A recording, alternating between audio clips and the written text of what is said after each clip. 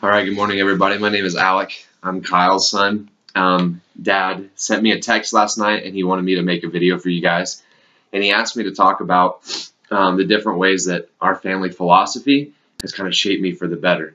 And so, our family philosophy, as you guys have heard over and over and over, is thrive in chaos, right? And thrive in chaos really has shaped me in a couple different ways. I want to talk about three of them right now. The first way that this philosophy has shaped me is I've learned that I can be happy in whatever situation. I'm a college kid, so I have different things going on, like my financial life, dating life, schoolwork, all that kind of different stuff. And it's not always roses. It's not always rainbows and butterflies and all that kind of stuff. Sometimes I'll realize I'm about to run out of money, or a girl that I've been pursuing or something like that, it won't work out, or I'll get a bad grade on something like that. So I mean, different things happen, but I've realized that I can be happy in whatever situation presents itself. I think sometimes we think that a certain amount of suffering is necessary so that we can learn and grow. When I don't really think that that's necessarily true.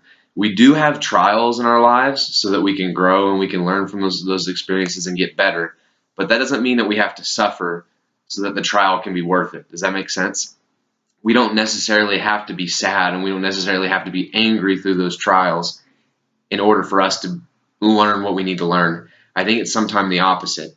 If we can learn to be happy in whatever situation we're in, that's when we're going to get the most out of that situation. That's when we're going to learn. And Thrive in Chaos has really taught me that. No matter the situation I'm in, even though that thing is still in the back of my mind, I can still smile and I can still be happy throughout my day. And so that's really helped me out. That's the first thing. The second thing that I've learned is that the solution to any problem usually presents itself in the form of work, right? Does that make sense?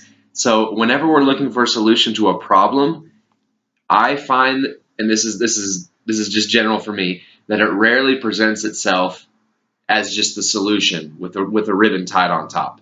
The solution to a lot of our problems usually comes in the form of work.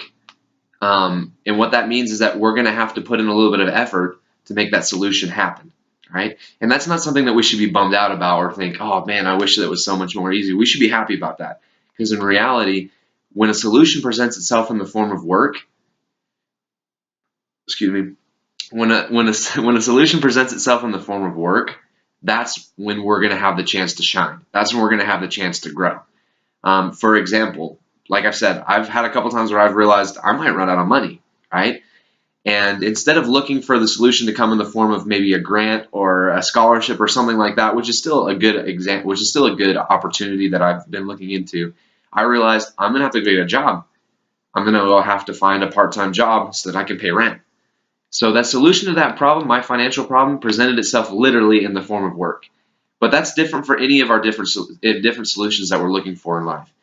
If we're looking for a solution, don't count out the fact that it might be an opportunity to work harder or an opportunity to work smarter. Usually the solutions that we need require us to work a little bit harder. And that's okay. That's a good thing. That's not something that we should be upset about. That's something that we should be happy about because that's when we're really going to grow.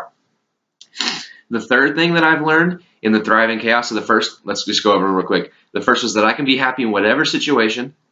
Number two is that the solution usually presents itself in the form of work. And the third one is that I am never alone, right?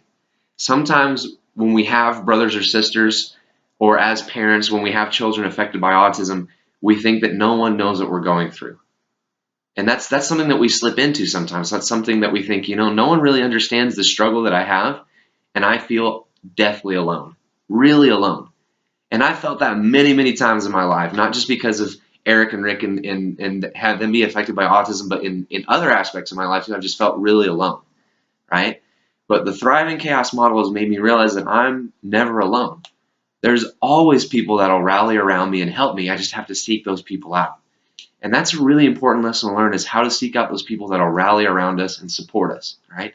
The number one fountain for finding those people is your family, right? And that's one thing that the Thrive in Chaos model has taught me, is to put stock in my family, right? Because my family is the support group that I need to get through that loneliness, because it's something that happens all the time.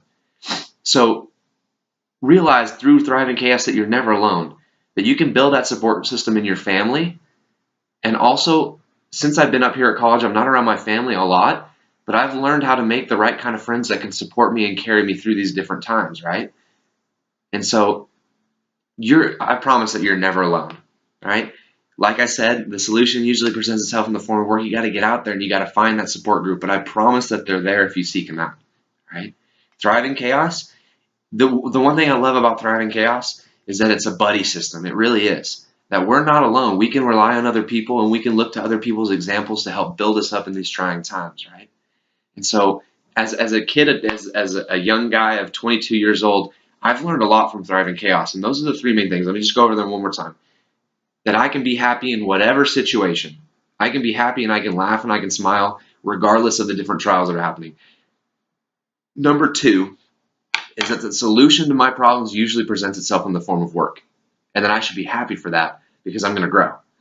And the third one is that I'm never alone. I have to seek out my support group, but the support group is always there. And there will be someone to help you out through those things. Those are just a couple of the things that I came up with here in a few minutes about how Thriving Chaos has helped me out. And I know that if you continue with the program, you're going to learn those three things and you're going to learn so much more and it's going to shape you. And I just want to add my testimony to that. I just want you to know that these things are going to help you out and you'll have those support systems that you need. So you guys have a great day. It was good to talk to you. Hopefully I'll get to make a video here for you soon again.